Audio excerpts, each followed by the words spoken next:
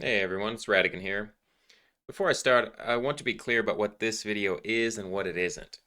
This is not a response video aimed at a specific person or streamer or even a community.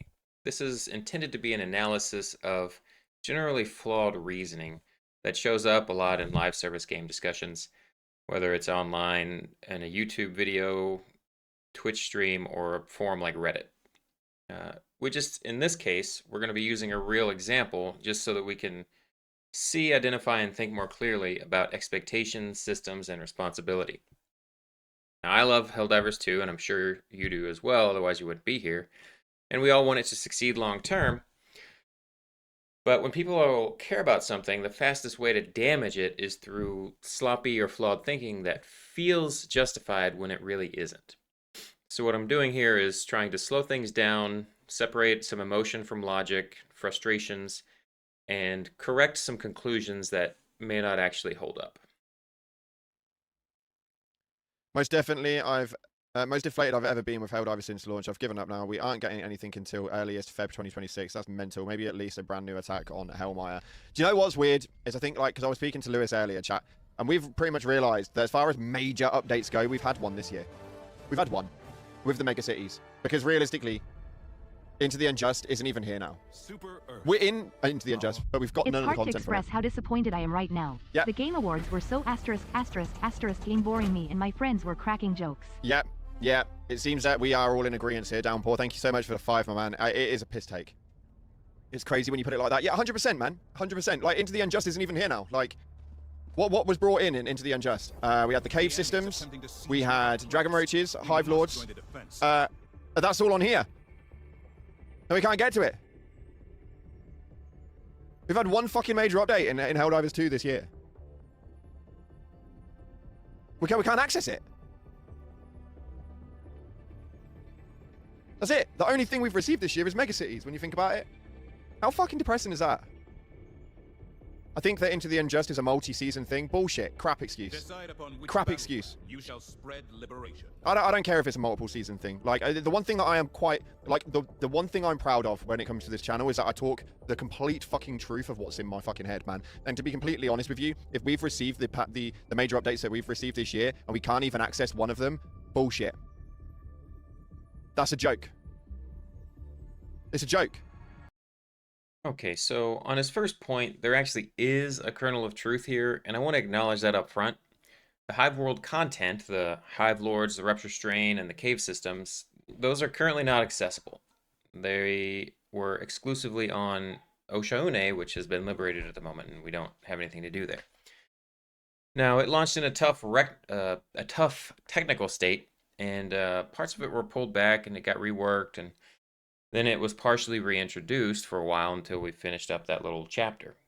Now, so yes, if you're looking at it strictly from a can I play this right now perspective, then that content is not available. However, where I think the reasoning starts to kind of break down is in how the phrase major update is being used, because that definition sort of quietly shifts depending on the argument being made. If major update means a big narrative escalation or a new enemy tier, then sure, the Hive Worlds were the clearest example of that. But if major update means an entirely new biome with new environmental mechanics, new mission types, then the magma planets that we just had come out, those definitely qualify. And if major update means like large-scale balance passes or systemic rework, stability improvements, performance fixes, then ArrowHead has been producing a lot of those this year, and it's happened more than once. So the disagreement here, I don't think, is necessarily about the facts as much as it is about our definitions and where we're drawing the line on these things. And this is also where I part ways with him and some other stuff related to the technical debt. I know that Mr. Cloud Plays says periodically that he doesn't really care about the technical debt aspect. He doesn't want to hear about it. He doesn't consider it like a valid excuse or justification for anything. And he kind of just prefers to shut that down immediately. But the fact is, saying you don't care about technical debt does not make it irrelevant. It just means that you're choosing not to factor in constraints into your conclusions about the game. And you have to remember that an explanation about something happening is not the same thing as an excuse for it happening, right? If I slip on ice that is formed on my doorstep and I fall and break my hip, it's not an excuse for me not going to work. It's an explanation that, hey man, an accident happened and I can't walk, right? So, you have to be careful with these distinctions. What Arrowhead clearly did this year was prioritize stability and balance and long-term health over pushing out the main like story content and expansions. And yes, you can absolutely be disappointed by that, but I mean, and that's completely fair, but calling it like pathetic or a joke is just your frustration outrunning your critical thinking and analysis. This year wasn't necessarily a huge narrative expansion. I mean, we certainly did get narrative expansion with the Hive world and the Gloom stuff and now the Magma planets. But,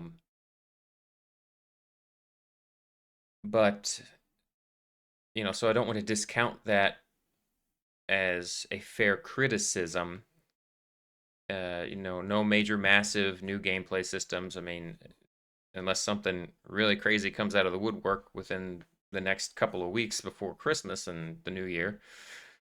And for some people that's very disappointing, and that's fair enough. You can absolutely be disappointed with that kind of thing, but it did bring us biome expansion. It brought us a lot of balance changes and a lot of technical stabilization, which a lot of people were very, very vocally requesting to be done, right?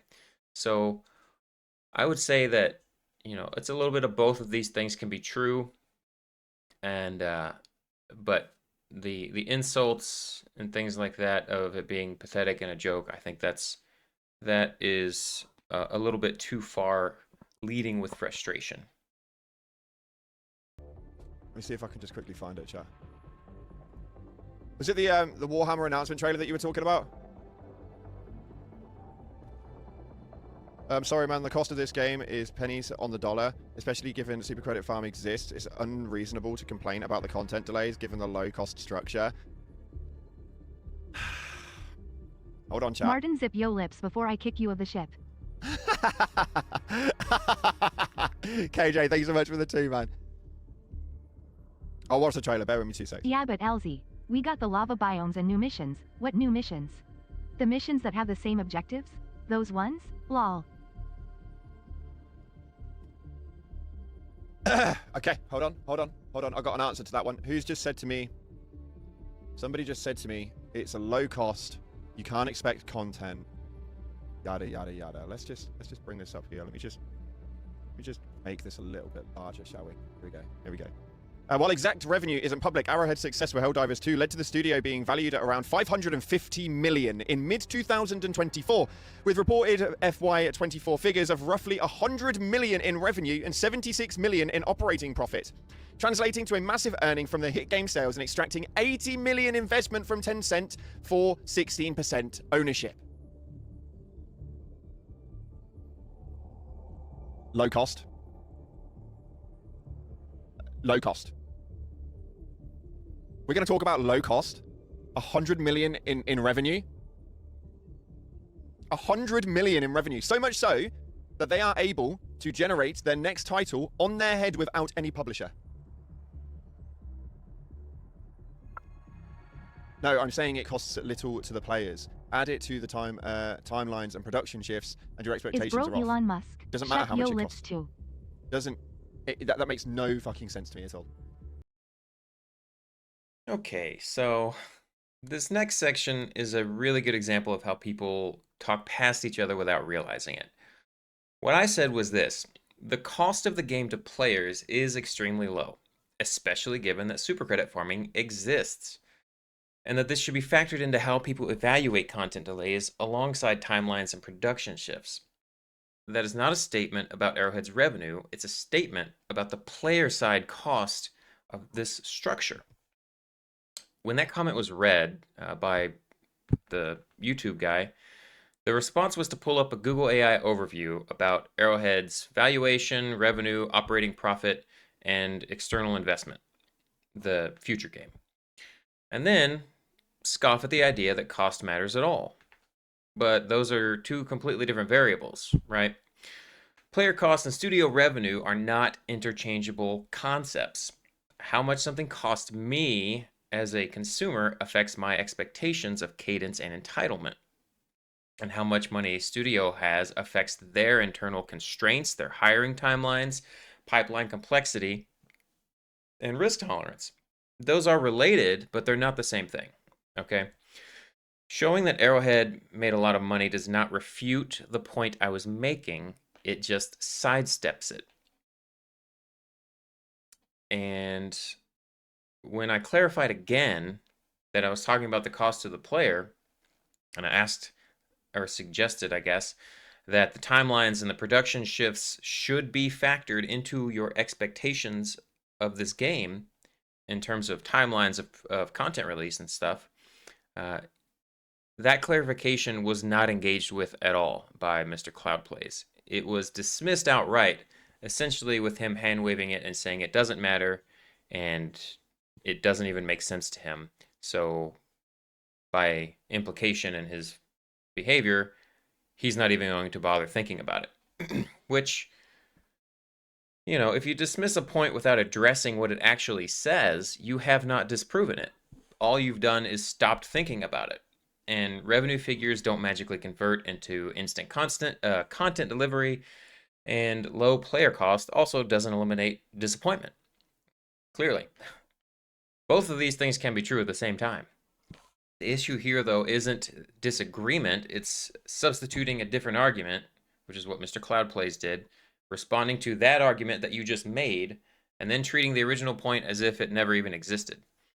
And that kind of reasoning may feel satisfying in the moment, but it doesn't actually resolve anything, and you certainly haven't done anything to counter, in this case, my points. Okay? So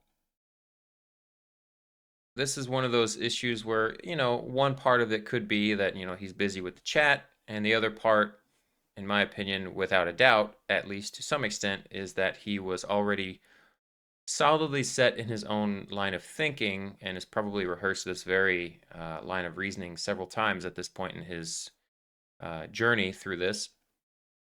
So he just sort of defaulted to what he's already said before without really taking things into consideration. And I think this is probably even more evidenced by the fact that he read my comment aloud and somehow he still misunderstood it to mean that I was talking about the cost of the production of the game, even though I referenced clearly the super credit farming exists, which is a player side aspect of the game cost. But in any case, his overall response to this seemed to demonstrate a clear either unwillingness or inability to engage with my actual points. Dude, we can't keep doing this, man. We can't keep doing this. We can't keep going around in circles and saying we're expecting too much off of them. You're expecting too much off of them. We've had one major update all fucking year. They released a major update and we don't even have access to it in the game anymore. It's not there. It's gone. Another mission, Helldiver?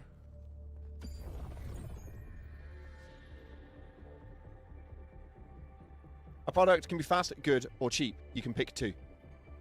My lord. My lord. You can't keep defending poor quality shit, man. This whole glazed dive fucking thing is legit. Like, it's... Okay, so I want to slow this part down a little bit because the fast, good, and cheap model only makes sense if people understand why it applies here. That framework comes out of engineering and software development, and I first heard of it from one of my old computer science professors like 15 years ago or something now. It describes real trade-offs. If you want something fast and good, then it will not be cheap.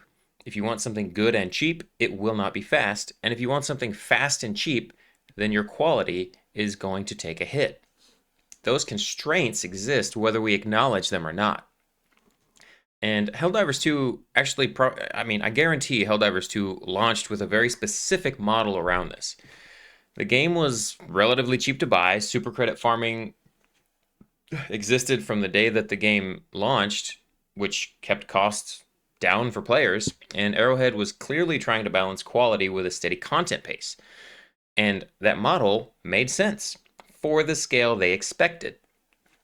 And remember, they, with their projections, anticipated like a maximum concurrent player count of something like 45,000 people. And obviously that exploded to 10 times that and beyond.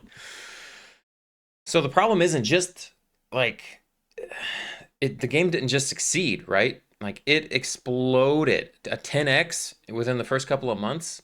I mean, it went beyond what anybody thought. Sony didn't see it coming either. Like nobody saw it, right?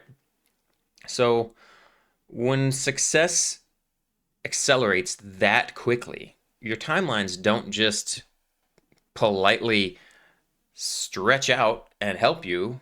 They collapse. Everything starts to collapse, right? So suddenly, you get your content pipelines that were designed for, one pace, one order of magnitude, right? And then it had to support something just exponentially larger, let's say. Maybe not actually exponential. Well, yeah, exponent. 10x is nothing to sneeze at, right? I digress. But so with all this stuff happening, your QA pressures increase, your stability issues compound, you get small technical debts turned into systemic problems, and the original balance between fast, good, and cheap that you planned and made sense no longer works. And so, if anything, I would argue that this year and the fact that we didn't get as much content as perhaps we would have liked, it is not for a lack of effort or a lack of care or competence or anything like that, but it was just a forced reevaluation. Arrowhead appears to me to have concluded that they really had to take a very hard stance and reset around quality and stability first, even if that meant sacrificing the speed of content development and production further for some period of time. Because without that reset, then the entire system was going to become unsustainable. And we saw that happening as time went along, right? And so that choice further impacts the fast side of the trade-off while they get their footing again. And, to be fair, you can absolutely disagree with that prioritization, and you can say you would rather have more content sooner, even if it is a little bit more rough around the edges, and that would be a valid preference, and I'm sure that some people felt that way. But what does not hold up is pretending that these trade-offs do not exist at all, or dismissing that framework without engaging with it. Scoffing at it or just labeling it, or the person, in this case me, who brings it up as a glaze diver, does not make those constraints disappear. All it does is allows that person to avoid having to think through them. And so, ironically, that's how these types of discussions end up going in circles like he kind of was talking about. It's not because the situation is simple. It's not because, obviously, you're just a glaze diver. It's because the underlying trade-offs that are very real in every single industry, especially computer science related industries like game development, you never take the time to think about those things and address them. Shams shouldn't have put that smiley face because he didn't answer the question with it. It just gave people a bit of hope that wasn't there. I'm not defending anything. That's a business reality. Do you work in game development? Just out of interest, Rakin? Just out of interest. Do you work in like game development or the gaming industry or what? So right after that, I clarified something important. I said, I'm not defending anything. I'm describing a business reality. And that distinction is important. Explaining constraints is not the same thing as excusing outcomes, okay? The response to that clarification was not a counterpoint. It was basically just another scoff. You could see him kind of shake his head and sort of mutter under his breath. And then he asked the question of if I work in game development or any such field like that. And when I heard this, this is another common move in debates like this, which is to shift from the substance of the argument itself to the credentials of the person making the argument. And here's the problem with that. You do not need to work in game development to understand how complex systems behave under scale, constraint, or shifting incentives. Right? Those principles apply across engineering, logistics, healthcare, infrastructure, the military, and software just very broadly and generally. Like, it's just one of those universally applicable concepts. More importantly, whether I work in the industry or not does not change whether the reasoning is sound. Arguments don't become true or false based on the job title of the person that's making the argument. If the claim is that business realities do not matter, then the way to respond is explaining why those constraints do not apply here to Helldivers 2. It is not to ask who's allowed to talk about them, right? And this is another way that these types of discussions will stall. Instead of engaging with the logic, the conversation detours into authority checks, and that does not resolve the disagreement. It just replaces an analysis with a form of gatekeeping. If an argument stands, it stands on its own reasoning, and if it does not stand, it should be dismantled on its reasoning. Anything else is just avoiding the point.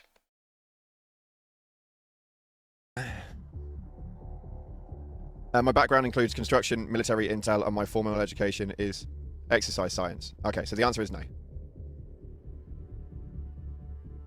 I mean, don't get me wrong. You've got an impressive resume, I guess you could call it. Do you know what I mean? You've got an impressive background. Fair enough, my dude. Fair enough. But you don't work in the game industry, so We back respect to you, I this won't is hear the anything word on it. game ever. Okay, so after that, I answer the question about whether I work in game development by explaining my background, construction, military intelligence, and my formal education in exercise science. And yes, if someone wants to reduce that to a binary, the answer is technically no, I do not work in game development. But I answered it this way on purpose. I didn't start with no because I knew exactly where this line of questioning was going. The moment you say no, then the rest of what you say gets mentally discarded, and the discussion shifts away from reasoning and into credentials. By stating my background first, I forced the full context to be read and processed before any conclusion could be jumped to. And you can actually see that happen. There's a pause and an acknowledgement that my background is substantial, and then a pivot right back into, but you don't work in the gaming industry, so what you're saying is irrelevant. And this is the core issue that I want to highlight. Declaring an argument irrelevant because of who made it is not analysis. It's an appeal to authority, which is a logical fallacy. The logic of an argument does not become valid or invalid based on the industry someone works in. Cross-domain reasoning is not only valid, it's often necessary when you're dealing with complex systems. Construction, intelligence work, healthcare, software, logistics, you name it. These fields all deal with constraints, trade-offs, timelines, and failure modes. These principles transfer even when the domain changes. Helldivers 2 and game development is not exempt from this. What's especially telling is that acknowledging a background as impressive and then dismissing the reasoning anyway shows that this was not about understanding, it was about gatekeeping, a defensive posturing.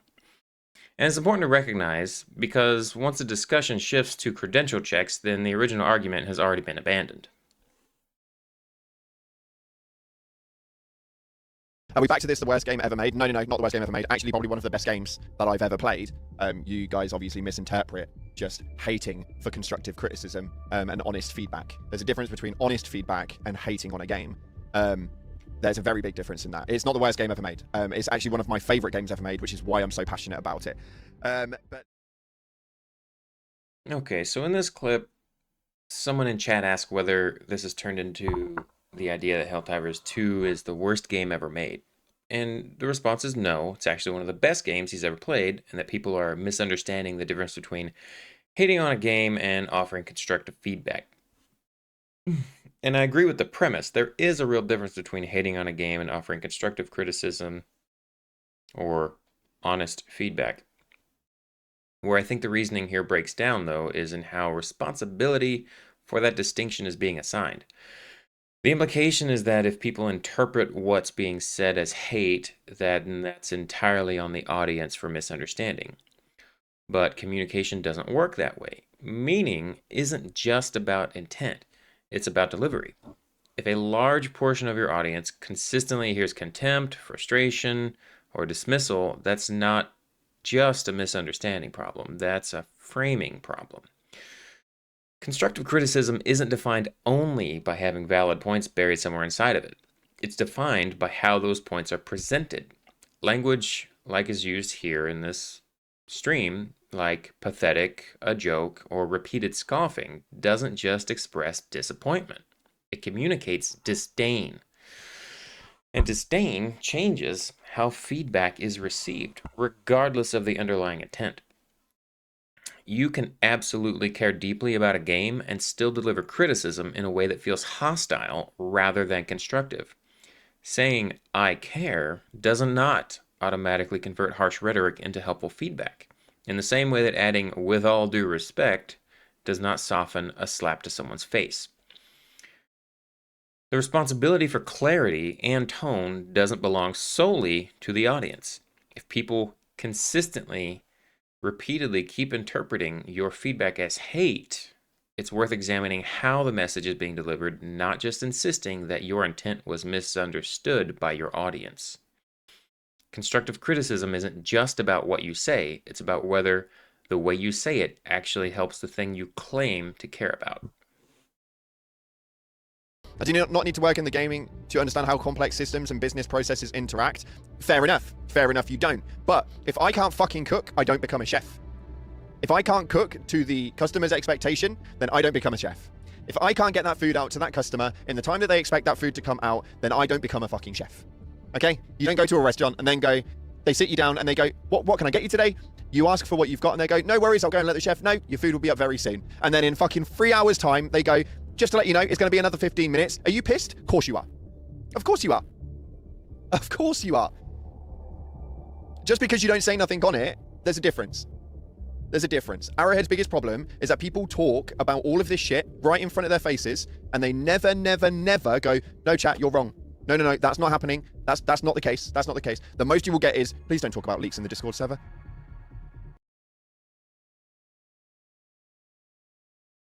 All right, so after I said that you don't need to work in game development specifically in order to understand how complex systems and business processes intersect, the response was essentially, fair enough, but if I can't cook, I don't become a chef.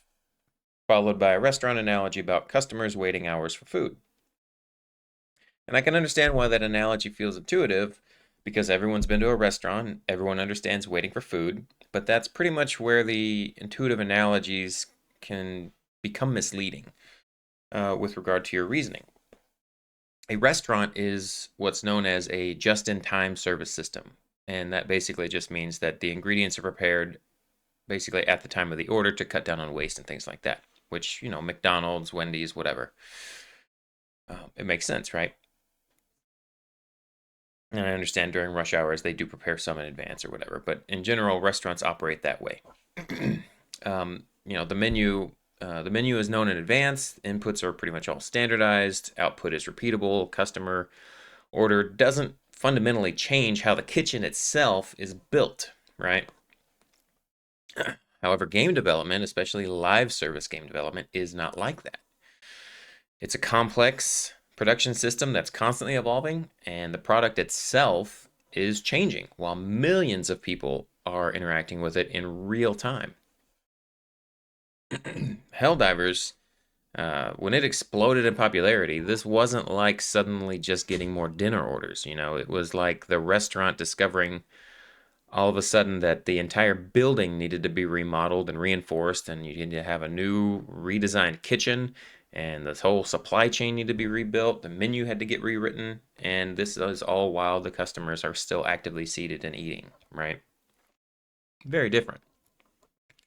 In a restaurant, waiting longer for food is a failure of service. But in software development, slowing down your delivery can sometimes be a necessary response to prevent a systemic collapse. And those are two very fundamentally different problems, right? The analogy also quietly kind of assumes that expectations are fixed and contractual. That just because something was delivered quickly before, that it must always be delivered at the same pace.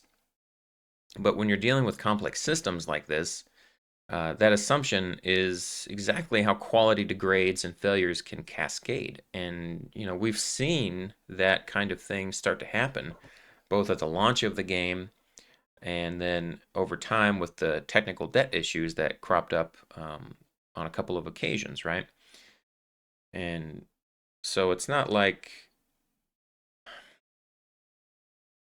well, I don't need to belabor the point. Yeah, it's the quality can degrade, and the two systems within this analogy of a kitchen versus the live gaming service, they're not one-to-one comparisons. That's my point. So while that restaurant example does feel relatable, when you really look at it under a lens, it begins to collapse pretty quickly. It tries to replace complex systems problems with a simple service metaphor, and if you do that, then all of your conclusions are almost guaranteed to be wrong. And so this is a good example of how an analogy can sound convincing while it's actually preventing you from having a deeper, more accurate understanding of the situation. Right, and then here, right up next, someone in the chat says that they're not sure why people are freaking out because Arrowhead never said they were announcing new content, and that if anything, it would probably be coming later, right? And the response to that was that Arrowhead's biggest problem is that people talk about all of this right in front of their faces, and yet Arrowhead never steps in to say, no, chat, you're wrong, that's not happening, that's not the case. Well, on the surface, that does sound reasonable. Clear communication feels like it should reduce frustration, right? But that's where expectations can turn into an impossible standard. In a large live service community, developers cannot realistically respond to every speculative narrative, rumor, assumption, or whatever as it forms. And silence is not always neglect in a case like this. And many times it's a deliberate choice to avoid amplifying misinformation or locking themselves into statements that they may later have to reverse. There's also an incentive problem here. If a studio consistently steps in to correct every false expectation, the community will learn to wait for reassurance instead of managing its own assumptions. And that doesn't reduce speculation, it increases dependence on constant confirmation. You might think of that like an overly attached or needy boyfriend or girlfriend, for example. And not saying that's not happening is not the same thing as misleading people. A lack of denial is not a promise. Arrowhead drawing a boundary around leaks and saying don't discuss leaks in the Discord is not avoidance. It's just an attempt to keep unofficial, incomplete information from driving expectations that they do not control. So, excuse me, frustration here is understandable. Wanting more clarity it's been a long day. Wanting more clarity is understandable. But expecting developers to just sort of actively police every single discussion or conversation about speculation in real time is not realistic, and it's not healthy. It's not a good model for communication for anybody, not for them or for individuals. But especially at this scale, it would be a very bad idea. And at some point, expectation management becomes a shared responsibility. And when that line gets blurred, disappointment ends up getting mislabeled as failure. And that's just not a fair or reasonable conclusion to make.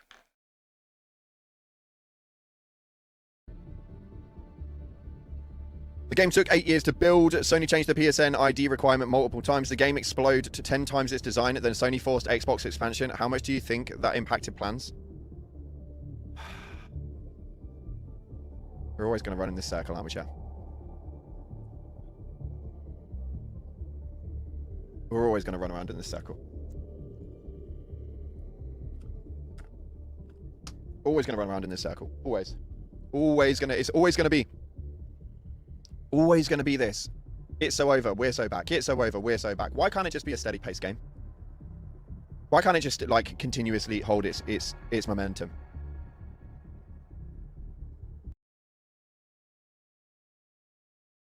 Okay, so in this clip in chat, I pointed out several concrete factors. The game took about 8 years to build. Sony changed the PSNID requirement multiple times. The game exploded to roughly 10 times its original design expectations. And then Sony pushed for the Xbox expansion. That was driven by Sony, not by ArrowHead, according to their statements. And then I ask a simple question. How much do you think that all of these things impacted the plans that ArrowHead had? And the response was not to engage with any of that. It was a sigh, followed by, we're always going to run around in circles about this, the cycle of it's so over, we're so back. Why can't it just be a steady paced game that holds its momentum? And this is an important reasoning moment. Pointing out causes, like I did here, is not going in circles. It's explaining why momentum was disrupted in the first place. We can't ask why something is not steady paced while simultaneously just refusing to acknowledge the forces that knocked it off balance to begin with. A game that explodes far beyond its design parameters doesn't just get to remain steady by default. Stability has to be rebuilt. Pipelines have to be restructured. Assumptions that worked, at the original scale stop working at this larger scale. And wanting a steady pace for the game development and content production is completely understandable, and it is disappointing whenever that falls through. But wanting something doesn't just make the constraints just suddenly disappear. If you don't want explanations, then all you have left is frustration by this seemingly unexplained change. And that frustration feels circular because it never resolves into a better understanding of why things are the way that they are. So, and then saying like, it's always going to be like this, right? That's not any kind of analysis or like debate rationale in this discussion. It's just resignation. It's really symptomatic of fatigue of carrying the weight of all of this unresolved frustration, never taking the next step to understand and accept all of these underlying factors. And that kind of resignation, it doesn't help the game improve. It doesn't help developers communicate better. It doesn't help the community or any individual to think better about things or to understand things better or to feel better about, this long-standing feeling of frustration and disappointment. And so if we do want the game to have momentum, which we all do, I certainly do, it's fine to express our dissatisfaction, but we also need to accept that sometimes that momentum and all of the fundamental pieces of it have to be rebuilt. And just sitting here on the sidelines and demanding, just get it done, just get it, blah, things like that, as if nothing on a system level has changed, that's just not going to help anybody.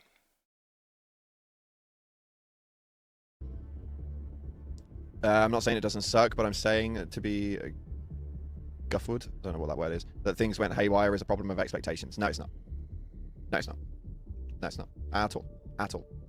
Do we expect them to do what they did the year before, where we had 3 major updates? 3 major updates. And we had the content. They also, in that year, released numerous stratagems through major orders.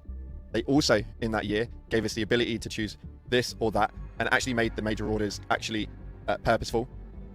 They had a standard.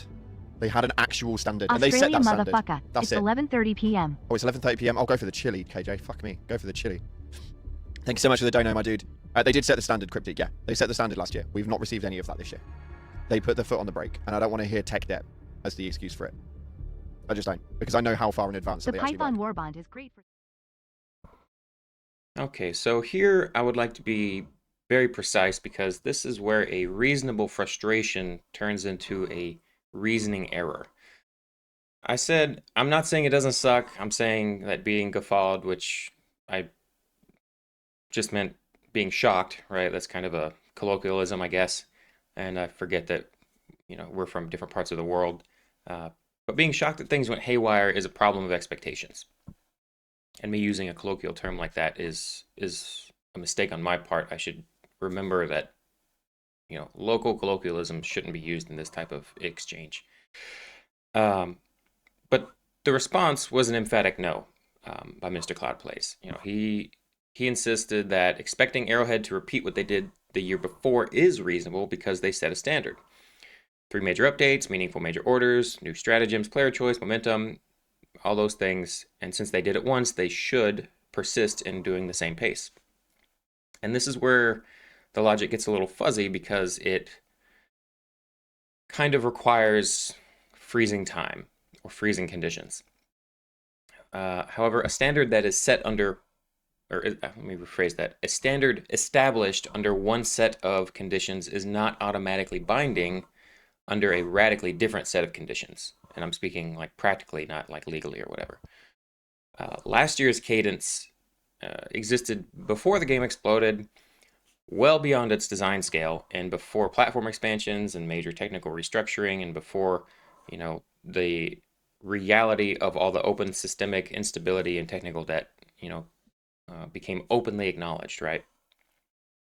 And so saying that they set a standard assumes that the system producing the standard remained unchanged, but it really didn't. And I know that Arrowhead has expressed, different times of their desire to do these things, and then, fair enough, they probably should be more careful in how they phrase some of these things, and hopefully they will improve that as they go along. But planning far in advance, it still doesn't negate this fundamental concept. Long-term plans are all built on assumptions.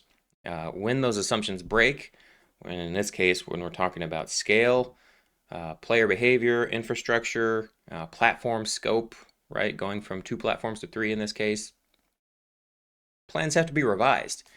And that's not incompetence, and it's not even realistically a lack of planning, because nobody expected this game to explode the way it did.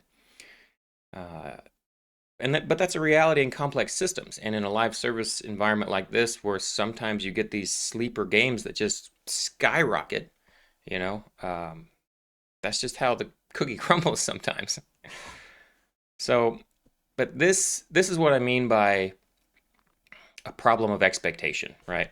Expecting last year's output under this year's constraints isn't holding a standard, it's holding the past fixed and demanding the present to conform to it.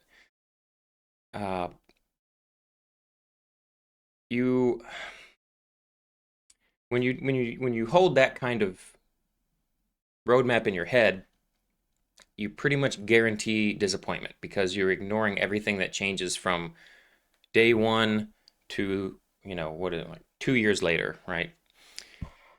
And while you can say I preferred last year's cadence, that's fine, that's valid. You can say I want them to get back to that previous cadence, like that's perfectly reasonable. I think we all want that. I'm sure even Arrowhead wants that.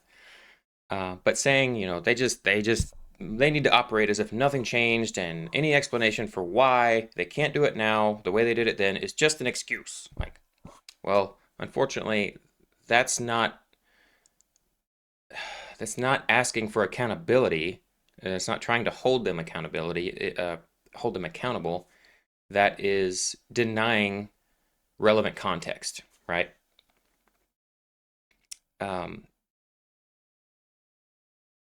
Just as an example, right? In my 20s, I was super athletic. I was in the military still, and I was always a top performer in terms of my physical fitness stuff and all that. And I was real hard charger on that. I would do some kind of strength training like 3 days a week, and I would do running and sprinting and combatives and all this stuff. I was physically active at least 6 days a week, and I could handle it just fine. But then at some point I sustained multiple injuries to my spine and intervertebral discs, and now I can't do that same type of pacing. I can't do all of those things I used to do. In the beginning, it was really difficult for me to come to terms with the fact that my system had changed fundamentally, and I was no longer capable of performing at that same level. And you know, until I was able to come to terms with that, and that took, frankly, that took years, I was supremely frustrated, right? I just was like, God, you know, I should be able to do this. I'm still young. I'm, you know, strong. I've always been able, you know, but things change, and sometimes they change for reasons that are outside of our control. And in my case, you know, it was somebody else's mistake ended up wrecking my spine. So to ignore the reality that sometimes things just go sideways despite the best laid plans, uh, that is just living in denial. And so to cinch that off, yeah, standards don't exist in a vacuum, right? They're produced by systems, and when the system changes, the standard has to be reevaluated, or you're going to become permanently frustrated. Yeah. I don't think we're going to agree. I find it unfair that I make thoughtful points and you dismiss me with OG. We're doing this again. Yeah, but then they're not, though. They're not, because I'm giving you points in time which prove against it. That's not like, I'm all up for having a debate and having a to and from conversation. 100% I am, Raidkin. 100% I am. But I'm giving you reasons as to why that's not true. Like, expectations this year were what they set from last year. Like, year one saw us burn through content extremely fast.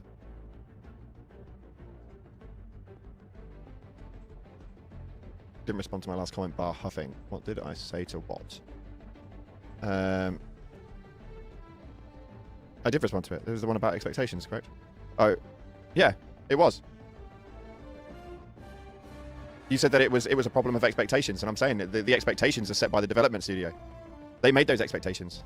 I don't know, man. I don't know. The expectations wouldn't be there if they hadn't set them. They wouldn't be there if they hadn't set them. Now, I want to be very clear about one thing here, because this is a place where confusion genuinely entered the chat, and it's important. When I said that my previous point had not been responded to, I was not referring to the general discussion about expectations. I was referring to the specific question that had been asked previously and was sidestepped, which was about the game taking 8 years to build, the Sony PSN ID changes, the game exploding, and then the Xbox expansion, and me asking directly, how much do you think those factors impacted Arrowhead's timeline? And if you recall, that question and those factors were never directly addressed or answered. What happened instead here was that we shifted back to a different argument, which was about the expectations set last year, and therefore they should still apply. And that's not the response to the question I was asking. But at this point, the chat had been moving quite a bit, and I think both of us were getting a little tripped up on that. And so I take responsibility for that, because, you know, if anything, I should have been more capable of, I guess, double checking the chat references and stuff like that. Now, at any rate, you know, saying, when he goes and he's saying that he's giving points in time to prove against my arguments, that only works if those points actually engage with the causal factors that are being raised. And in this case, they did not achieve that. The core issue, how massive external changes disrupted prior plans, was never addressed directly. I want to be clear on that, despite the snafu with chat. And this isn't a matter of disagreement. This is a matter of topic substitution, right? And again, to be fair, fast-moving live chat makes this kind of mistake easy to make. I made it, you know, he makes it. He's got a lot more going on than I do, so I feel like I have the greater responsibility in this case. So I am sorry about that. You know, I referenced the wrong comment, trying to flag it. In my head, I was thinking, and I didn't communicate it correctly, and I wasn't able to correct it in a quickly enough manner, but the substance of this issue doesn't really change. You cannot resolve the discussion about disrupted momentum while refusing to engage with the disruptions themselves. And until those causes are acknowledged, then any conversation about expectations and the so-called standard is incomplete by definition. The game exploding to 10 times their expectations is absolutely Chat, what not about an you? excuse. Can't be mad at Arrowhead with an empty stomach. It's not an excuse. So what people upload to YouTube every single day, and they upload to YouTube with the anticipation that they may potentially blow up. Okay? You release a game out into the public. You run the risk of that game going 10 times further than where you expected that game to go. You don't release a game and go, if this blows up, we can just lean on the fact that we're a small studio. No. You uploaded that, and you took that gamble. You then succeeded. Like, it's not, you can't use the fact that they blew up as an excuse as to why they can't supply it. It's a perfectly reasonable explanation, not an excuse. For me personally, it feels like an excuse. So as much as it may not be to you, that's absolutely fine. I can respect that. But from somebody who, oh my God, released content with the risk of it blowing up and the risk of it becoming more than I can take, I think you, as a creator, whether that's game creation, video creation, as a creative, you create that with the risk of becoming bigger than what you can hold. And most people prepare for that. Most people prepare for that. Arrowhead did not prepare for that. All right, now this is where I think a really important distinction gets lost. The claim here is that a game exploding to 10 times expectations is not an excuse, because when you release something in the public, you take that risk, and that is true in a very specific sense. So yes, when you release a game or a video or any creative work, you accept the risk that it could blow up beyond what you expected. You don't get to say, well, I didn't think it would work, so, and then walk away from responsibility. However, accepting that risk is not the same thing as being able to instantly absorb any outcome without disruption. Preparing for success doesn't mean that you can pre-build all the infrastructure and pipeline staffing and processes for a scale that you may never actually reach, especially in an industry where doing so prematurely can just kill the project outright. Most studios don't fail because they didn't prepare for success. They fail because they prepared for success that never came. And there's also a category error here in the comparison of YouTube creators to a large-scale game development. A solo creator can scale output linearly, right? Which means you just upload more, you hire an editor, maybe slow down depending on the size of the videos. However, a live service game scales non-linearly, and that's very important. Every increase in players multiplies your quality assurance load, your server stress, your balance complexity, content expectations, and your technical debt. So this comparison doesn't really work if you expand it out. Saying that most people prepare for this does sound reasonable, but it glosses over what that preparation actually means at this huge scale. You don't prepare for a tenfold explosion by pretending that it's not going to hurt. You prepare by adapting after the explosion occurs. And that adaptation is normally going to be messy, slow, and disruptive. And this is why the distinction between an explanation and an excuse matters so much. Saying, here's why supply slowed down after an unprecedented success is not the same thing as saying we're not responsible. It's just saying this is what happens when assumptions break, when your original system is busted or the load is beyond what it can handle, right? And you can absolutely feel disappointed by that. I've been disappointed with it at times myself. And you can even feel frustrated by it. That's totally normal and valid. But calling it an excuse does not make the realistic constraints disappear. All that does is replace any form of critical thinking and analysis with a moral judgment that doesn't really belong in this discussion. And Success, it doesn't exempt a studio from consequences. It creates new consequences. And pretending otherwise really just sets expectations that no system of any complex level can meet. I think becoming bigger than what you were sustaining on paper, what you expected, that is an excuse. You asked me if I work in game development. Do you? I don't work in game development. I work in game media. I've also worked with collectively 17 different game development studios. I've been to around 7 game development studios and been walked around by the development team on how their processes actually operate. So respectfully, trying to call me out on that process is a little bit wild because I've been in the scene for a very long time. So I get where you're coming from, but at the same time, as much as you're saying that I'm disallowing your opinion, you're very much disallowing mine. And I actually have been around it. So I understand where you're coming from, but I've dealt with a lot of game development studios. I've dealt with a lot of their opinions, a lot of their viewpoints. Now, at this point, I asked a simple and symmetrical question. Earlier in the chat, I was asked whether I work in game development, so after some time, I asked the same question back to Mr. Cloud Plays.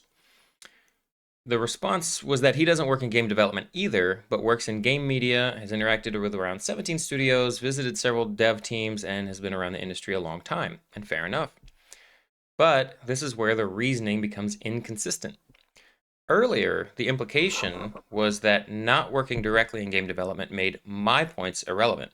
But now, proximity to the industry, being adjacent to it, observing it, interacting with it, a la working in game media, is now being presented as sufficient authority to support his claims and dismiss mine. Now, those two standards cannot be both true at the same time.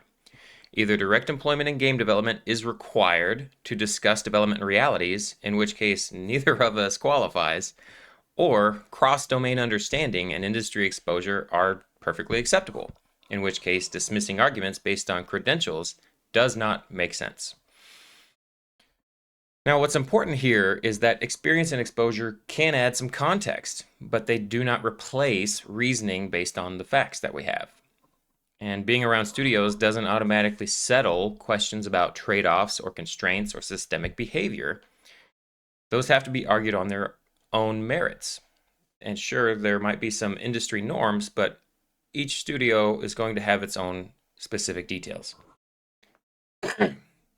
Now, there's also a subtle shift happening. The conversation moves away from evaluating ideas to defending positions. And when disagreement starts to feel like disallowing my opinion, that's usually not a good sign. It's a sign that the discussion has drifted away from claims and evidence and is moving toward identity and authority. Now, I wasn't attempting to disallow an opinion. I was challenging conclusions and asking that the underlying causes be engaged with directly. And that standard applies regardless of whether someone works in game development, game media, or anywhere else outside of these industries. Authority can absolutely inform a discussion, but it cannot substitute for having the discussion, right? If an argument is sound, it should stand on logic. And if it is not, credentials will not rescue it. And now the last thing I said in chat was simple. I said, I didn't dismiss you, I asked for clarification of your position. And as far as I know, there wasn't a response to that, and at that point it was clear the conversation had soured anyway. Not because anyone was malicious, but the discussion in this medium of live chat versus comments and all this stuff is not the best to begin with. And the discussion had shifted away from ideas and toward posture. So I stepped away at this point and moved on with my day. And that's where this video kind of comes from. This isn't about relitigating one stream and picking on one creator. Cloud Plays just happened to be the one I was watching when this particular exchange occurred. These same frustrations and the same rhetoric and the same reasoning patterns show up all over the place, whether it's on YouTube or Twitch or Reddit or Discord and across multiple content creators. I've seen it from a lot of people. Some I generally like and some I don't. Names don't really matter here because the point isn't about who is saying it, it's how it's being said and how these conclusions are being reached.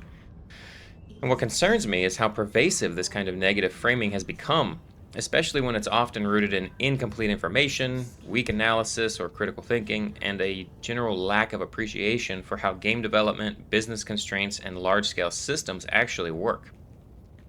And just to be clear, disappointment is fair, frustration is understandable, and criticism is healthy. But when that criticism turns into dismissiveness, and when explanations get treated as excuses and expectations stop updating in response to reality, then the negativity doesn't just stay personal, it spreads. And over time, it can poison the conversation around the game that frankly doesn't deserve that kind of blanket hostility. So this little video project isn't about defending Arrowhead, and it's not about attacking creators. It's about trying to inject a voice of reason into a space where the frustration has started to outrun our critical thinking abilities.